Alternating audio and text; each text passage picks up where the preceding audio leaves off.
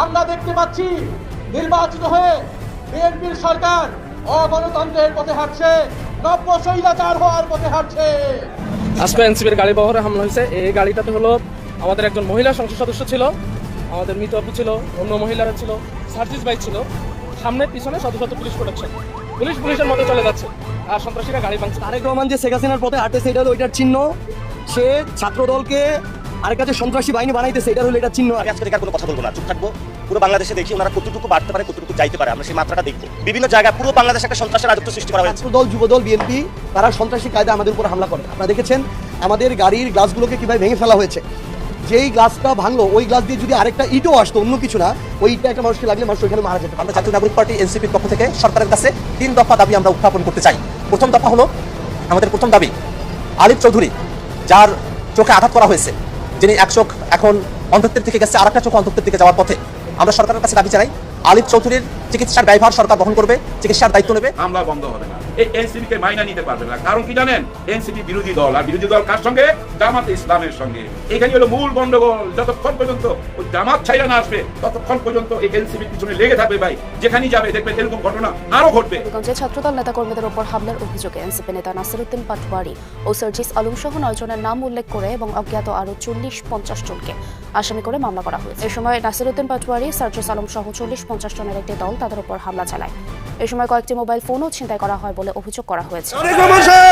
আপনার লজ্জা পাওয়া উচিত ছিল। ওরা যদি মামলা করতো কি হইতো? আমরা আজকে নিন্দা জানাই তারেক রহমান প্রধানমন্ত্রীকে। আসসালামু আলাইকুম বন্ধুরা, নতুন একটি ব্রেকিং নিউজে আপনাকে স্বাগতম। দেশ ও প্রবাস থেকে যে বা যারা আজকের এই তথ্যবহুল আলোচনা সমৃদ্ধ ভিডিওটিতে ক্লিক করেছেন তাদেরকে আন্তরিক ধন্যবাদ। তো বন্ধুরা, আজকে এমন কিছু তথ্য আপনাদের মাঝে তুলে ধরবো যা আপনারা শুনলে বা দেখলে অবাক হয়ে যাবেন। আপনাদের গা শিউরে উঠবে, চোখ কপালে উঠতে বাধ্য হবে। তো বন্ধুরা, ভিডিওটিতে একটি লাইক দিয়ে চ্যানেলটি সাবস্ক্রাইব করে চলুন পুরো ভিডিওটি দেখে আসি। নাসিরউদ্দিন পাটোয়ারি এবং সার্জিস আলমদের বিরুদ্ধে বিএনপি আরো অদ্ভুত ঘটনা ঘটিয়ে দিয়েছে। হবিগঞ্জে, মৌলভীবাজারে, সিলেটে তো ওদেরকে মেরেছে, কখনো গাড়ি ভেঙেছে, কখনো কারো চোখ উঠিয়ে দিয়েছে, চোখ গলিয়ে দিয়েছে, কখনো হাত পা রক্তাক্ত করেছে, ইচ্ছা মতো পিটিয়েছে। এটা তো আছেই। তার চাইতেও বড় ঘটনা এবার ঘটিয়েছে বিএনপির লোকজন। আপনি অবাক হবেন, একদম আওয়ামী লীগের ফুটপ্রিন্ট অনুসরণ করছে বিএনপি সরকার। আমরা এই বিএনপির এই আওয়ামী স্টাইলের ঘৃণ্য ন্যাক্কারজনক ঘটনার তীব্র নিন্দা প্রতিবাদ জানাচ্ছে এবং প্রত্যেক সচেতন নাগরিকদের উচিত প্রতিবাদ জানান এবং নাসিরউদ্দিন পাটোয়ারি, সার্জিস আলমদের পাশে দাঁড়ানো। আপনি যদি আজকে এই ঘটনার প্রতিবাদ করতে না পারেন, নাসিরউদ্দিন পাটোয়ারি, সার্জিস আলম, হাসনাত আব্দুল্লাহ, নাহিদ ইসলামদের প্রোটেক্ট করতে না পারেন, আপনি জামাত হয়ে থাকলে আপনি অপেক্ষা করেন যে কিছুদিন পর আপনি নিজেই মার খাবেন। এক পর্যায়ে সবাইকে ধরবে, কেউ বাঁচতে পারবেন না। অতএব এখনই যার বিরুদ্ধেই জুলুম হোক, জামাতের বিরুদ্ধে, শিবিরের বিরুদ্ধে কিংবা নাসিরউদ্দিন পাটোয়ারিদের বিরুদ্ধে, আমরা সবাই মিলে যদি ভয়েস রেজ করে ফ্যাসিজমের রাস্তা বন্ধ করে দিতে পারি, আমরা সবাই বাঁচতে পারবো। আর কেউ যদি আমরা এখানে এনজয় করি, এটাকে যদি পরিকল্পিত বলি, সামনে আমরা সবাই মার খাবো। Just wait and see. তো দর্শক, নাসিরউদ্দিন পাটোয়ারি, সার্জিস আলম সহ এনসিবির 10 নেতার বিরুদ্ধে আইফোন ছিনতাইয়ের মামলা। আপনি চিন্তা করেন কতটা অদ্ভুত। এটা তো আওয়ামী স্টাইল। আওয়ামী স্টাইল কিভাবে? আওয়ামী লীগ মির্জা ফখরুলের বিরুদ্ধে মামলা দিয়েছিল সিটি কর্পোরেশনের ময়লার গাড়ি ভাঙচুরের মামলা। মির্জা ফখরুল ময়লার গাড়ি ভাঙচুর করতে গেছে। তার চাইতে অদ্ভুত কাণ্ড, আওয়ামী লীগ বর্তমান শিক্ষামন্ত্রী আনমা এহসানুল হক মিলনের বিরুদ্ধে ভ্যানিটি ব্যাগ ছিনতাইয়ের মামলা দিয়েছিল। আর ভ্যানিটি ব্যাগের বিরুদ্ধে মোবাইল চুরি, মানে এই মোবাইল চুরির মামলা, ভ্যানিটি ব্যাগ চুরির মামলা, এটা আওয়ামী লীগ আবিষ্কার করেছে বিএনপির সিনিয়র নেতাদের বিব্রত করতে, তাদের বিরুদ্ধে ভয়াবহ নিপীড়নের অংশ হিসাবে এই কাজ করেছিল। সেম কাজ এখন বিএনপি করছে। তখনকার সময় মির্জা ফখরুল, তখনকার সময় এহসানুল হক মিলনরা যে স্ট্যাটাসে ছিল, যে মানের বিরোধী দলীয় নেতা ছিল, এখনকার সময়ে নাসিরউদ্দিন পাটোয়ারি, সার্জিস আলমরা ওই মানের বিরোধী দলীয় নেতা। এখন তো আওয়ামী লীগ নাই। তো দর্শক, এখন এই নাসিরউদ্দিন পাটোয়ারি, বরং তখনকার সময়ে এহসানুল হক মিলন কিংবা মির্জা ফখরুলদের যে হ্যাডম ছিল, তার চাইতে এখনকার সময় নাসিরউদ্দিন পাটোয়ারি, সার্জিস আলমদের হ্যাডম বেশি। তারা বেশি আলোচিত, তাদের রেলেভেন্স বেশি, তাদের সক্ষমতা বেশি। তো তখন এই ভ্যানিটি ব্যাগ ছিনতাই কিংবা ফোন চুরির মামলা দিত, এখনো আইফোন চুরির মামলা দিয়েছে। এখন এই যে আইফোন চুরির মামলা দিয়েছে, আপনি কি মনে করেন এটা কি বিচ্ছিন্ন ঘটনা? না, বিএনপির শীর্ষ নেতৃত্বের কনসেন্ট ছাড়া, সরকারের ইশারা ছাড়া এই ধরনের মামলা দায়ের করা অসম্ভব ছিল। এর মানে সরকার, এমনকি তারেক রহমান এটা জানেন, সালাউদ্দিন আহমেদরা সবাই মিলে এই মামলা দায়ের করেছে, এই মামলা দায়ের করিয়েছে ওদেরকে বিব্রত করতে। কিন্তু বিএনপিকে যেরকম আটকানো যায়নি, এহসানুল হক মিলন আজকে শিক্ষামন্ত্রী, অথচ তার বিরুদ্ধে গ্রেপ্তারি পরোয়ানা জারি হয়েছিল ভ্যানিটি ব্যাগ চুরির মামলায়। এরকম এই সার্জিস নাসিরউদ্দিন পাটোয়ারির একদিন মন্ত্রী হবে। এইসব আইফোন চুরির মামলায় তাদেরকে আটকানো যাবে না। সবচেয়ে বড় বিষয় যে আইফোন চুরি মামলা, এটা যে মিথ্যা মামলা, এটা 100% মানুষ বিশ্বাস করে। এই যে বিএনপির প্রতারণা, বিএনপি যে মিথ্যা মামলা দিচ্ছে, মানুষ এটা বিশ্বাস করছে, এটা বিএনপির জন্য একটা ডিজাস্টার বয়ে আনবে।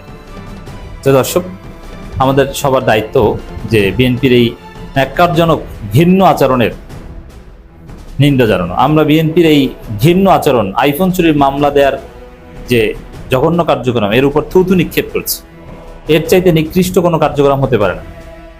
বিরোধী দলীয় নেতাদেরকে এইভাবে মামলা দেয়, আর কতটা জুলুম দেখেন। হামলা করলো বিএনপি, ছাত্রদল, যুবদল। নাসিরউদ্দিন পাটোয়ারিকে, সার্জিস আলমকে পেটালো ছাত্রদল, যুবদল, বিএনপি। ছাত্রশক্তি নেতার চোখ গলিয়ে দিল রড দিয়ে আঘাত করে বিএনপি, আর মামলাও করলো বিএনপি। এটা তো একদম আওয়ামী প্যাটার্ন, যে যারা হামলা করবে তারাই মামলা করবে, যারা মার খাবে তারা আবার জেলেও যাবে। জুলুমের একটা লিমিট থাকা দরকার, সব লিমিট ক্রস করছে। এই বিএনপির উপর গজব আসবে যদি এইভাবে এই আইফোন চুরির মামলা দেয়া, আবার ভিকটিমদেরকেই জেলে নেওয়ার চেষ্টা, এ ধরনের জঘন্য কাজ বন্ধ করতে না পারে। সালাউদ্দিন আহমেদকে এর জন্য জবাবদিহি করতে, অবশ্যই তার সম্পৃক্ততা এই ঘটনায় আছে।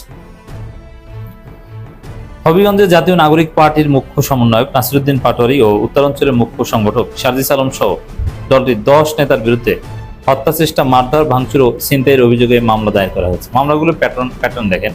হত্যা চেষ্টা মামলা, ওদের কোনো দোষ নাই, ওরা আসতেছিল, ওদের গাড়ি থামিয়ে ওদের উপর হামলা করেছে, আর ওরা নাকি হত্যা চেষ্টা করেছে। কি মিথ্যাচার, কত বড় জুলুম। এখন এই পাটোয়ারি সার্জিসদের বিরুদ্ধে হত্যা চেষ্টা মামলা করা হয়, আবার সালাউদ্দিন আম্মার, রাজশাহী বিশ্ববিদ্যালয়ের জিএস, তার বিরুদ্ধে হত্যা চেষ্টা মামলা করা হয়। তো বাংলাদেশের আলামত ভালো না, এই লক্ষণগুলো ভালো না। জুলাই যোদ্ধাদের বিরুদ্ধে এখন মামলা করা হচ্ছে, যাদের উসিলে তারেক রহমান বাংলাদেশে আসতে পেরেছেন, প্রধানমন্ত্রী হতে পেরেছেন, তাদের বিরুদ্ধে এখন মামলা করা হচ্ছে। তো পরিস্থিতি কতটা ঘুরে গেছে। এবং আওয়ামী লীগের লোকজন ছাত্র প্রতিনিধিদের বিরুদ্ধে মামলা করছে, আর সরাসরি আওয়ামী লীগের লোকজন মামলা করছে সালাউদ্দিন আম্মার থেকে শুরু করে রাজশাহী বিশ্ববিদ্যালয়ের শিবির নেতাদের বিরুদ্ধে। এবং সামনে অঘটন ঘটতে পারে। আসলে জামাত, এনসিপি, বিএনপি, এদের নিয়ে এস্টাবলিশমেন্ট, নানান দেশি বিদেশি শক্তি খেলছে। এরা হচ্ছে গুটি, ব্যবহৃত হচ্ছে। অনেক ক্ষেত্রে বুঝতেও পারছে না যে কিভাবে ব্যবহৃত হচ্ছে। সবকিছুর উদ্দেশ্য হচ্ছে আওয়ামী লীগকে পুনর্বাসন করা। তা আপনারা যেটা দেখছেন যে এনসিপি বিএনপি মারামারি করছে, আবার বিএনপি এনসিপিকেই, মারামারি না, বিএনপি এনসিপিকে মারছে, আবার তারাই মামলা করছে, আরো অনেক কিছু দেখছেন। এইগুলোর সবকিছুর মূল উদ্দেশ্য আওয়ামী লীগকে পুনর্বাসন করা। অতএব এগুলো বাদ না দিতে পারলে সবার কপালে শনির দশা, বিপদ আছে। বৃহস্পতিবার 3 জুলাই রাত 10টার দিকে হবিগঞ্জ সদর মডেল থানার মামলার এজাহারে দাখিল করেন জেলা ছাত্রদল যুগ্ম সাধারণ সম্পাদক মোহাম্মদ ইকবাল হাসান রূপন। মামলা এনসিপির 10 নেতার নাম উল্লেখের পাশাপাশি অজ্ঞাত পুলিশে আরো 40 থেকে 50 জনকে আসামি করা হয়েছে। সেম স্টাইলের মামলা হচ্ছে রাজশাহী বিশ্ববিদ্যালয় হয়েছে, এবং থানায় মামলা হয়েছে। থানায় মামলা নিচ্ছে, এইসব মামলা তো নেয়ার প্রশ্ন না। থানায় মামলা তো সবাই, এমনিতে মানুষ মার খায় তাই নিতে পারে না, আর এখানে এই মামলা হয়, এজাহার হিসেবে গ্রহণ করেছে। তো এই ধরনের যে ধারায় মামলা হয়েছে, এটা রাজশাহী বিশ্ববিদ্যালয়ের কথাও যদি বলি, আর এখানে এই হবিগঞ্জ মডেল থানার কথাও যদি বলি, এই মামলা চাইলেই পুলিশ নাসিরউদ্দিন পাটোয়ারি এবং সার্জিস আলমকে গ্রেপ্তার করতে পারে, চাইলেই গ্রেপ্তার করতে পারে। এগুলো এফআইআর মামলা, সরাসরি এফআইআর, এবং ফৌজদারি অপরাধের মামলা। এগুলোর হুকুমই হচ্ছে গ্রেপ্তার করা, এবং নন বেলেবল ধারা আছে, নন বেলেবল ধারাও বেল পায়, কিন্তু সহজেই বা সাথে সাথে জামিন পেয়ে যাবে, বিষয়টা এরকম নেই। বুঝতে পারছেন কত বড় ঘটনা। মামলা এছাড়া অনুযায়ী গত 28 জুলাই বিকেল 5টা থেকে রাত 8টার মধ্যে হবিগঞ্জ পৌরসভা কোর্ট মসজিদের সামনে এনসিপি ছাত্রদল নেতাকর্মী দফায় দফায় সংঘর্ষ হয়। অভিযোগে বলা হয় এনসিপি নেতাকর্মী দেশীয় অস্ত্রশস্ত্র নিয়ে ছাত্রদল নেতাকর্মীদের উপর হামলা চালান, অথচ এনসিপি নেতাদের সাথে কোনো অস্ত্র ছিল না, কিছুই ছিল না।